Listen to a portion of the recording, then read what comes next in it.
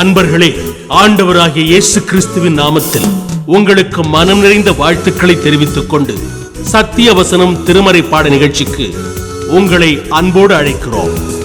சத்திய வசனம், இது தேவனின் வசனம்.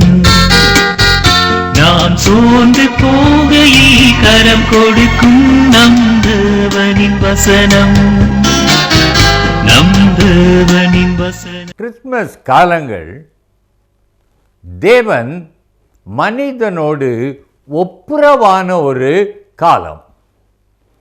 பாவ மனிதனை தன்னோடு இணைத்து கொள்ள அருந்து போன ஒரு தொடர்பை மறுபடியும் உண்டாக்குவதற்காக தேவன் தம்முடைய குமாரனை பூமிக்கு அனுப்பினதுதான் கிறிஸ்துமஸ்.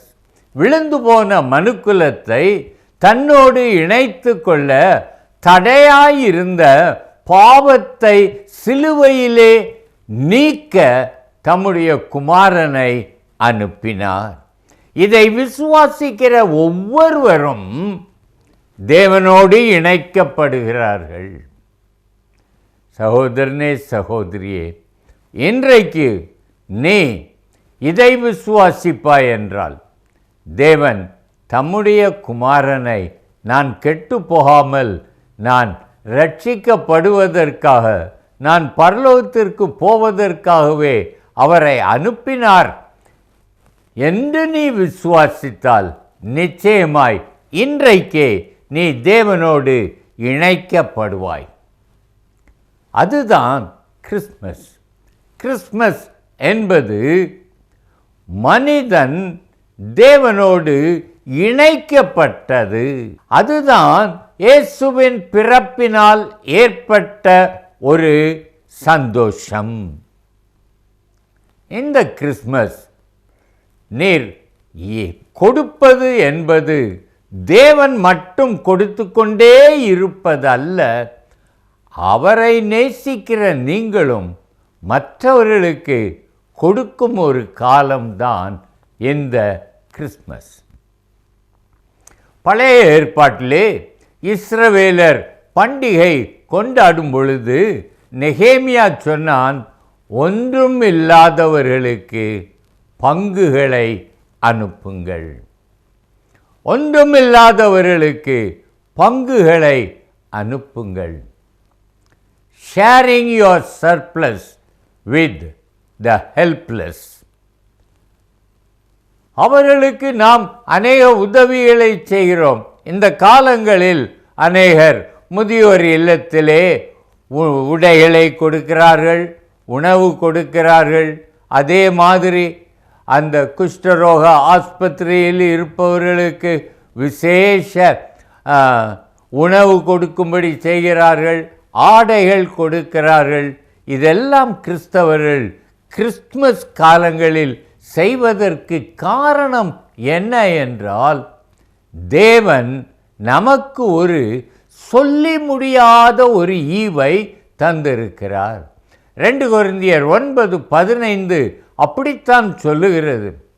தேவன் அருளிய சொல்லி முடியாத ஈவுக்காக அவருக்கு ஸ்தோத்திரம். அந்த ஈவு நாம் மற்றவர்களுக்கு கொடுக்க வேண்டும். தேவன் நமக்கு கொடுத்த நோக்கம் என்ன? இயேசுவை நமக்கு கொடுத்த நோக்கம் என்ன? தேவனை நான் அறிந்து கொள்ள வேண்டும், தேவனோடு நான் இணைந்து கொள்ள வேண்டும். எனக்கு இந்த வாய்ப்பு கிடைத்தது, நாம் தேவனோடு இணைந்திருக்கிறோம். ஆனால் நம்மை சுற்றி உள்ள மக்கள், நம் தெருவில் உள்ள எத்தனையோ பேர் இருக்கிறார்கள். அவர்களுக்கெல்லாம் இந்த கிறிஸ்துவை கொடுப்பது யார்? அவரை பற்றி சொல்லுவது யார்?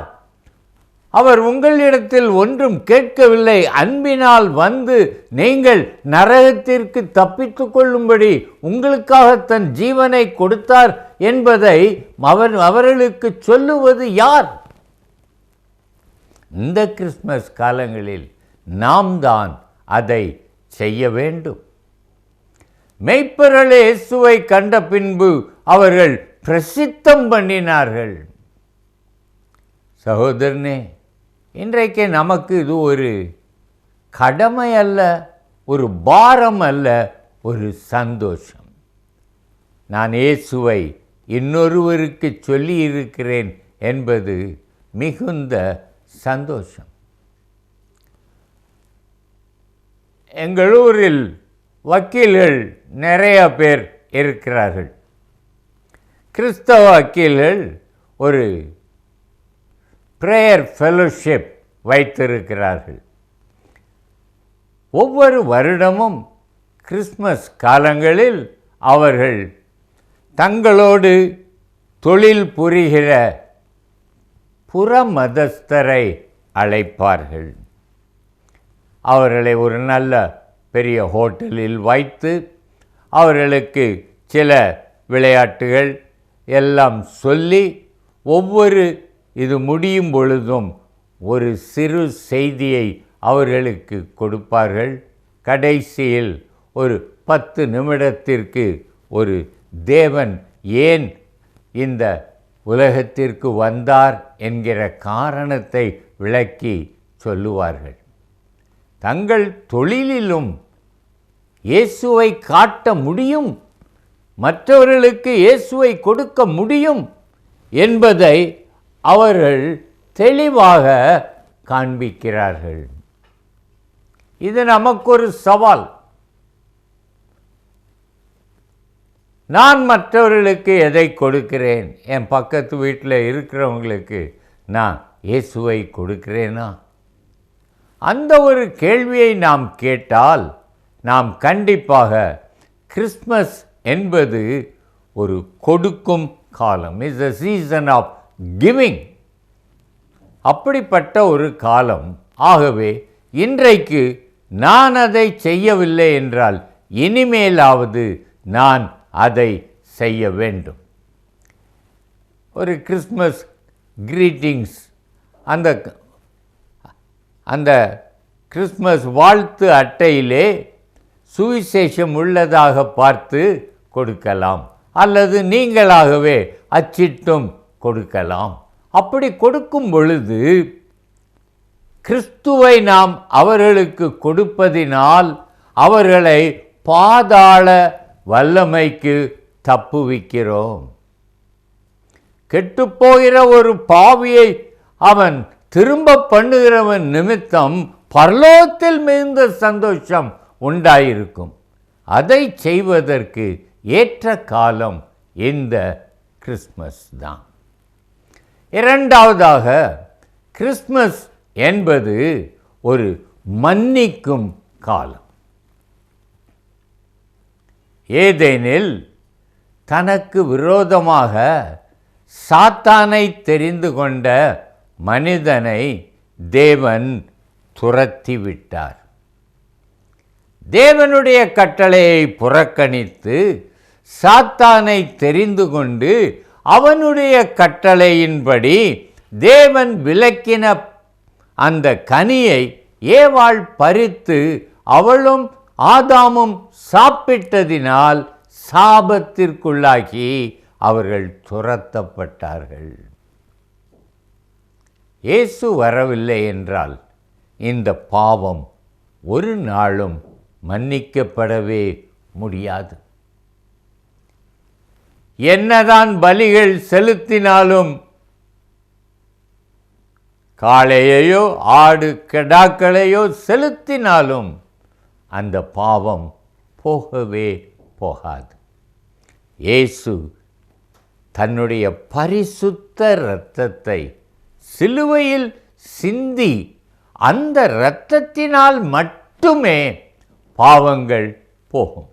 இயேசு கிறிஸ்துவின் இரத்தம் சகல பாவங்களையும் நீக்கி நம்மை சுத்திகரிக்கும்.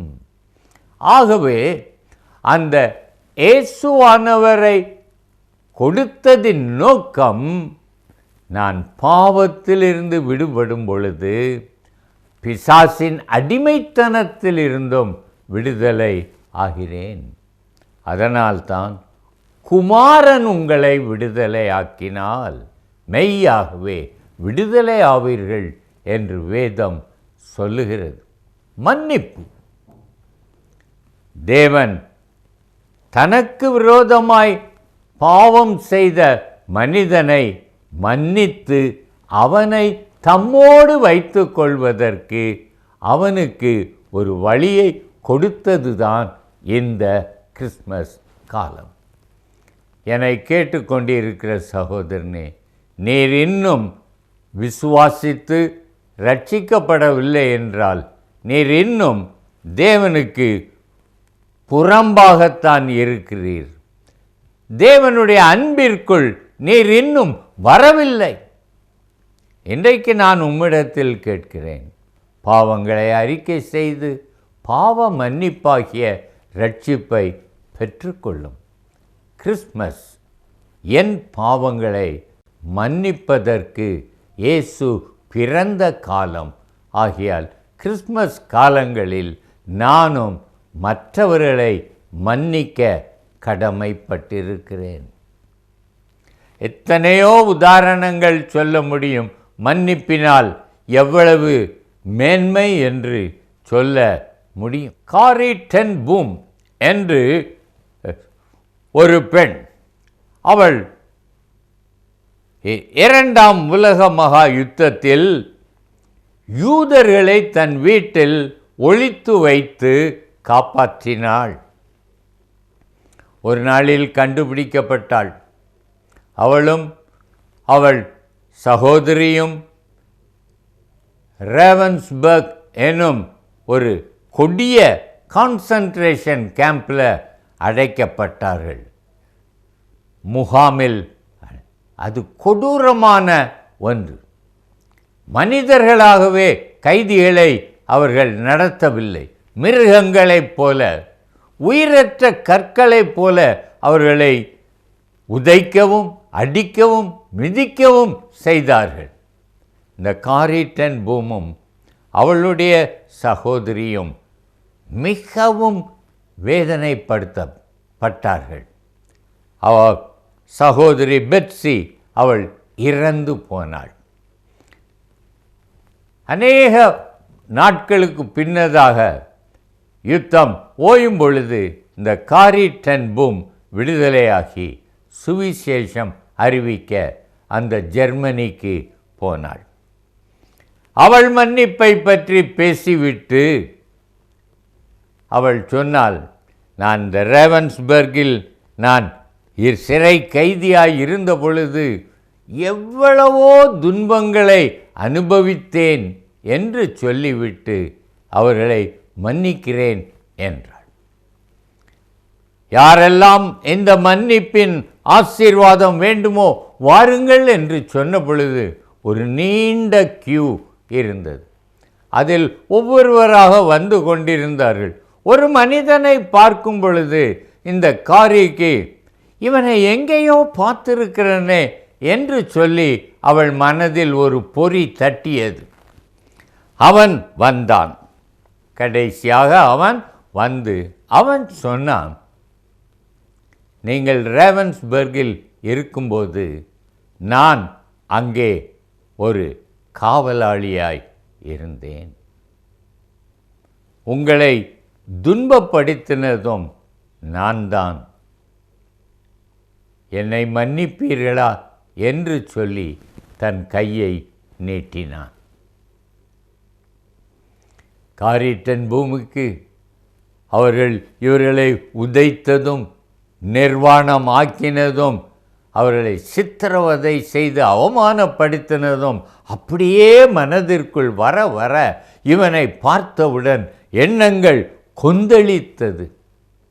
ஆனால் அதே நேரம் அவளுடைய இருதயத்திலே பிதாவே இவர்களுக்கு மன்னியும் என்று இயேசு சிலுவையில் சொன்ன அந்த வாக்கியம் நினைவிற்கு வரவே, என் இயேசு தன்னை சிலுவையில் அறைந்தவர்களை மன்னித்தார் நான் அவரை அறிவிக்கிறேன், நான் இவனை மன்னிக்கவில்லை என்றால் என் இயேசுவை நானும் சிலுவையில் அறைகிறேனே என்று சொல்லி இந்த மனிதனிடத்தில், சகோதரனே நான் உன்னை நேசிக்கிறேன், உன்னை மன்னிக்கிறேன் என்று சொன்னாள்.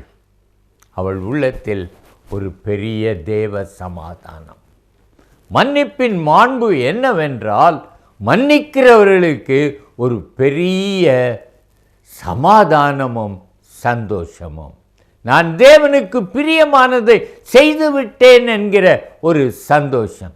அதே மாதிரி மன்னிக்கப்பட்டவர்களுக்கும் ஒரு விடுதலை உணர்வு கிடைக்கிறது.